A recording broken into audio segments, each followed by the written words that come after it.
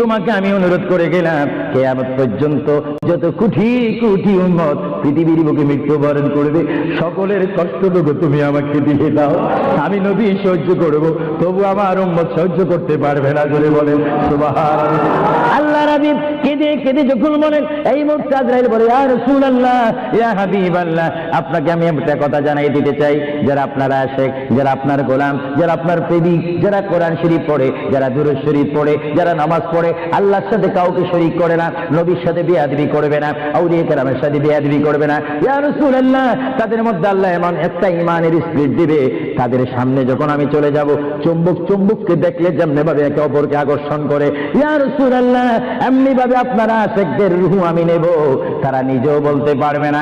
ময়দার ভিতর থেকে একটা চুল বাহির করতে যেমনি ভাবে ময়দা ডিস্টার্ব হয় না, ইয়া রাসূলুল্লাহ, আপনার চেহারা মোবারক তাদের সামনে আমি তুলে ধরবো, আপনার চেহারা দেখে দেখে আপনার উম্মতরা কলমা পড়তে পড়তে কবরের মধ্যে চলে আসবে। জোরে বলেন সুবহানাল্লাহ, বলেন আল্লাহু আকবার। আপনার সেই মৃত্যুর টাইমে রাসূলুল্লাহর চেহারায় আনোয়ার দেখতে চান কি চান না? আরো জোরে বলেন, চান কি চান না?